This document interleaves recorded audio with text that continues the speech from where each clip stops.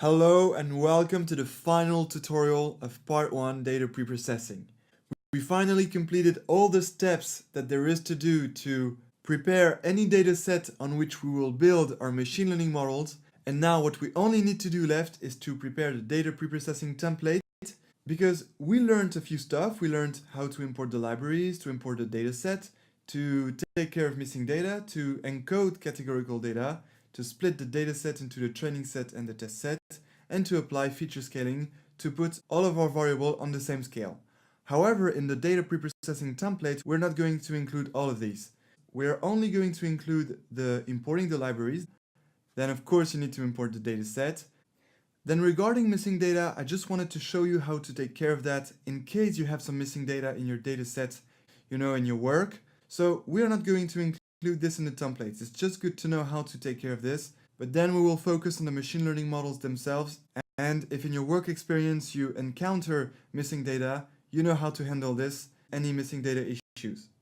Then as for categorical data, we won't include it either in the template because we're going to find very few examples of data where we have to encode the data. There will be some examples, but we won't include it in the templates because our data sets are going to be well prepared so that we can mainly focus on the machine learning models and get the maximum fun.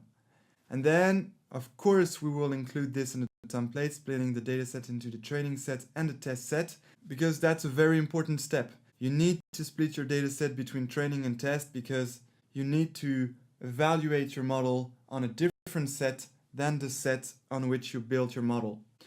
And feature scaling. Okay, so feature scaling, I hesitated to include it in the template, but we are going to include it, only we're going to put that as comment. Because you're going to see that there are several libraries in R and Python, and some of them require us to apply feature scaling to the data, and some of them don't. So most of them don't actually. Most of them take care of that for you. You don't have to do it manually. But you will see that some libraries don't apply the feature scaling. I won't tell you which models there are right now because I will let you find out the surprise, but keep that in mind and you will see that sometimes we will have to use feature scaling. Okay, so let's start making the template. It's going to be very quick. So let's make it first on Python. Alright, so what did we say? Importing the libraries? Yes, we keep it. Importing the dataset? Yes, that's a compulsory step. If we don't import the dataset, we cannot make any machine learning models because the model won't have anything to learn. Then taking care of missing data. Okay, that was just to show you, so we are going to remove this. Alright. However, I put separate Python and R files in the part 1 data preprocessing folder. Just in case you need to take care of missing data, you can always use this code. It's in a separate file, but we won't include it in the template. Alright, now encoding categorical data. Okay, so we will encounter very few examples where we will need to encode categorical data. So same for the missing data, we're going to exclude it from the template and I put it in a separate file. Okay, so the template is getting ready. Of course, we're keeping this section, splitting the dataset into the training set and the test set. That's absolutely necessary. There will be one or two examples where we won't do it because the context will be quite particular, but in general, you will need to do this. And finally, feature scaling. Okay, so as I said at the beginning of this tutorial, we are going to keep that, but we are going to put that in a multi-line comment because most of the time we won't need to do feature scaling because feature scaling is a tool included most of the time in the machine learning libraries. Okay, so to put something as a multi-line comment in Python, you have to put all these sections between 3 double quotes. So just like this, 3, and then you have to close it with another 3 double quotes. All right, and now all this section is in comment. Perfect. So the template is ready. We can save it. I already called it Data Preprocessing Template. We can save it, and now the template is ready. So what we'll do at the beginning of every machine learning model is that we will take all of these from this Data Preprocessing Template Python file, copy this, and we will put it at the beginning of our machine learning models before building the model itself. So you will see, we'll be very practical. This will save us a lot of time and we won't have to change much stuff. Like for example, sometimes we will change the test size here.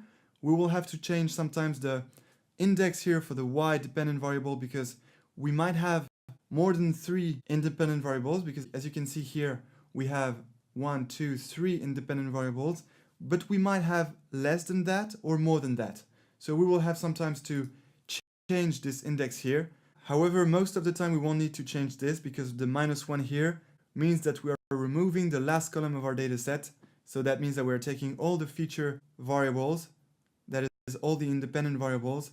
So we should be fine with this. And of course, we will need to change the name of our data set. And that's all. So basically, in worst case scenario, we will only need to change 3 things: the name of the data set, the index in the dependent variable column, and maybe the test size. All right, so that's it for Python. The data preprocessing template is ready. I can't wait to show you how it will save us a lot of time to make our machine learning models. And now what we're going to do is do the same thing on R. You see, it's going to be the same template. Let's do it right now. Let's jump to R. All right, so here is all the steps that we did together. So importing the data set, yes, we're keeping it, of course. Taking care of missing data, that was just to show you we won't need it in the future. So, but you will probably need it in your future, but in the future of this course we won't need it. So we will remove it. Encoding categorical data, same here. We will have to do it once or twice, but not all the time, so we will remove it. And as I told you, I'm putting this in a separate file so that you can still use it if you need it for your work. All right. And now I think we have everything. Splitting the data set into the training set and test set, of course we're keeping that. And feature scaling. As per Python, we're going to put that in comment. So the 3 double quotes is not a way to put multi-line comments in R.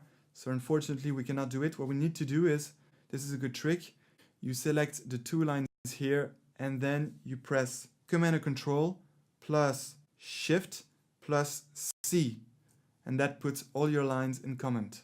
And eventually we'll just add a final touch to this template, which is the case where we need to take a subset of our data set, and in that case we will add the line dataset equals, then we take the same data set and we use the square brackets to select the indexes of the columns we are interested in to build our model. So let's just put some numbers here, and if we need to select specific columns of interest in our future data sets, we will change those indexes. But for now, let's just put this line in comment. Alright, so the template is ready on R as well. We are ready to start our machine learning models. You have no idea how I'm excited about that. I can't wait to show you how it's going to be a lot of fun. We're going to make awesome predictions.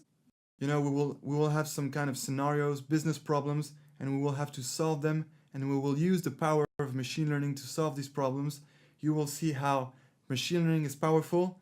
It gives you amazing predictions, amazing results, and keep in mind you will never be lost because we will always know what we're coding, we will always visualize it.